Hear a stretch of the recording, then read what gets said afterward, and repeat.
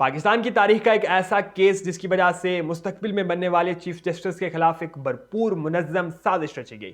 ایک ایسا کیس جس کی وجہ سے جسٹس قاضی فائز عیسیٰ کے خلاف اس وقت کی اسٹیبلشمنٹ اور حکومت کے گٹھ جوڑ نے نہ کہ صرف ریفرنس دائر کیا بلکہ ایک بھرپور منصوبہ بنایا کہ یہ شخص جو آئین کی بات کرتا ہے, جو آئینی اقدار کی بات کرتا ہے, اسے 2023 میں چیف جسٹس نہیں بننے دیا جائے گا. لیکن خیر قدرت کو کچھ اور ہی منظور تھا. ایک منصوبہ اللہ بناتا ہے, ایک منصوبہ انسان بناتا ہے, ایک منصوبہ قدرت کا ہوتا ہے اور یقینی طور پر کامیابی وہی اسی کو ملتی ہے جو منصوبہ قدرت کا ہوتا ہے. اس خصوصی ویڈیو میں تفصیلات آپ کے سامنے رکھیں گے.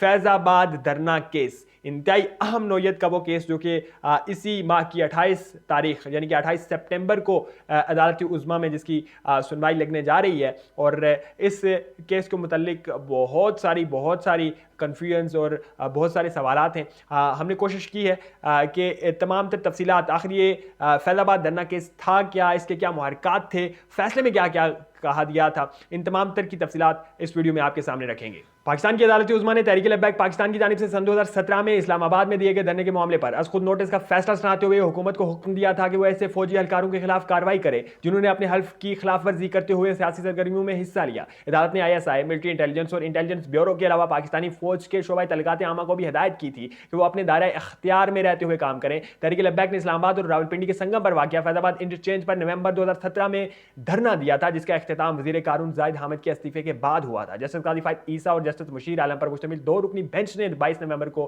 فیض آباد دھرنے سے متعلق از خود نوٹس کا فیصلہ محفوظ کیا تھا جسے پھر سنایا گیا. فیصلے میں کہا گیا کہ کوئی بھی ایسا شخص جو کسی دوسرے کے خلاف فتویٰ دیتا ہے جس سے کسی کو نقصان پہنچے یا اس کی راہ میں رکاوٹ آئے, اس کے خلاف انسداد دہشت گردی یا سائبر کرائم کے قوانین کے تحت مقدمہ قائم ہونا چاہیے. فیصلے میں عدالت کا کہنا تھا کہ احتجاج کرنا ہر ایک کا حق ہے, لیکن یہ حق اس وقت تک تسلیم کیا جانا چاہیے جب تک اس سے دوسروں کے حقوق متاثر نہ ہو. عدالت نے آرمی چیف اور بحری اور فضائی افواج کے سربراہان کو وزارت دفاع کے توسط سے حکم دیا تھا کہ وہ فوج کے ان اہلکاروں کے خلاف کارروائی کریں جنہوں نے اپنے حلف کی خلاف ورزی کرتے ہوئے کسی سیاسی جماعت یا گروہ کی حمایت کی. فیصلے میں کہا گیا کہ پاکستان کا آئین مسلح افواج کے ارکان کو کسی بھی قسم کی سیاسی سرگرمیوں میں بشمول کسی سیاسی جماعت, دھڑے یا فرد کی حمایت سے روکتا ہے. حکومت پاکستان وزارت دفاع اور افواج کے متعلقہ سربراہان کے ذریعے ان افراد کے خلاف کارروائی کرے جنہوں نے اپنے حلف کے خلاف ورزی کی. یاد رہے کہ فیض آباد میں دھرنے کے خاتمے کے لیے فوج کے کردار پر اس وقت اسلام آباد ہائی کورٹ نے بھی تحفظات کا اظہار کیا تھا. اس وقت عدالت نے کہا تھا کہ فیض آباد دھرنے میں ISI کی ڈپٹی ڈائریکٹر میجر جنرل فیض حمید نے کیسے معاہدہ کر لیا.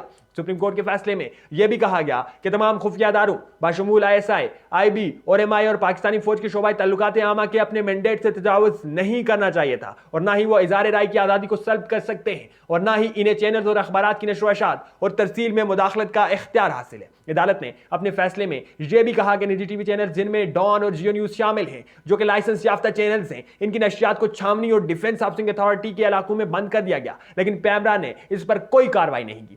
فیصلے میں یہ بھی کہا گیا کہ حکومت یا کوئی بھی خفیہ ادارہ اظہار رائے کی آزادی اور اظہار رائے کی آزادی پر قدغن نہیں لگا سکتا. فیصلے میں مزید کہا گیا کہ اصغر خان کیس فیصلے کے بعد مسلح افواج اور ISI کی جانب سے سیاسی مداخلت کا معاملہ رک جانا چاہیے تھا لیکن ایسا نہیں ہوا. ریمارکس دیتے ہوئے عدالت کا کہنا تھا کہ وردی میں ملبوس اہلکاروں نے فیض آباد دھرنے کے شرکا میں رقوم تقسیم کی اور یہ کوئی اچھا منظر نہیں تھا.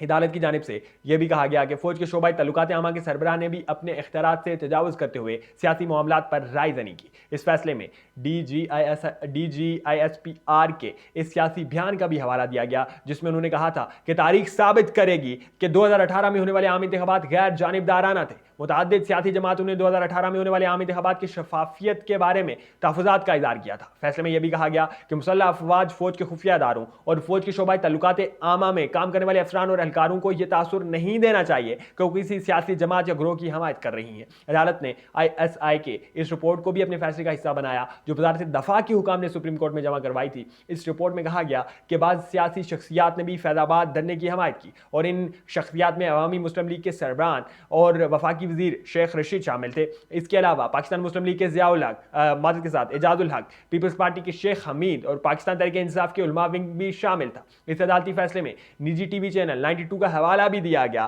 اس کے بارے میں کہا گیا کہ اس چینل کے ذمہ داران फैज आबाद धरने के शुरा को खाना फराहम करते थे।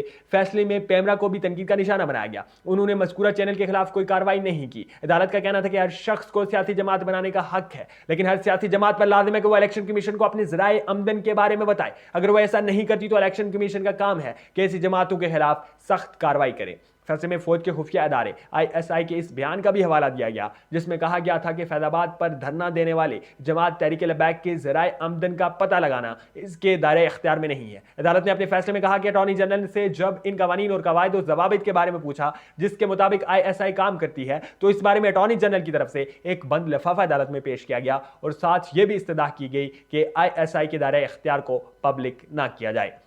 अदालत ने वफाकी और सूबाई हुकूमतों को भी हुक्म दिया कि नफरत, शिद्दत पसंदी और नफरत को हवा देने वालों की निगरानी करें और कसूरवारों को कानून के मुताबिक सजा दें। अदालत ने खुफिया इदारों से भी ये कहा कि वो ऐसे इन अफराद की निगरानी करें जो सिक्योरिटी हाथ में लेकर लोगों को उकसाते हैं। अदालत ने यह हुक्म दिया कि ऐसी नशरियात इदारों के खिलाफ भी पैमरा कार्रवाई करे जो किसी भी हमले की तरगीब देने वाला पैगाम नशर करे। याद रहे कि इस्लामाबाद के फैजाबाद इंटरचेंज पर मजहबी जमात तहरीक लब्बैक पाकिस्तान की जानिब से धरने का आगाज नवंबर 2017 के अवाइल में हुआ था। यह धरना तकरीबन 3 हफ्ते तक जारी रहा था, जिससे दारुल हुकूमत में निज़ाम ज़िंदगी बुरी तरह से मुतासर हुआ था। हुकूमत ने धरना पुरअमन तौर पर ख़त्म कराने की कोशिशों में नाकामी और अदालत आलिया की फैजाबाद खाली कराने के हुक्म के बाद मुजाहिरीन के खिलाफ ऑपरेशन भी किया था, जिसमें सिक्योरिटी एहलकारों समेत दर्जनों अफराद जख्मी हुए थे। ताहम धरना जारी रहा था। बाद 27 नवंबर 2017 को हुकूमत ने वजीर कानून जाहिद हामिद के इस्तीफे समेत धरने के शुरा के मुतालबात तस्लीम कर लिए थे और यह धरना अपने इख्तिताम को पहुंचा था। यानी रियासत पाकिस्तान चंद अफराद के हाथों में यरगमाल हो चुकी थी। अब मुअज़्ज़ज़ chief justice of Pakistan justice काजी फायद ईसा ने इस फैसले पर अमल दरामद न होने पर एक मरतबा फिर केस को लगा दिया है।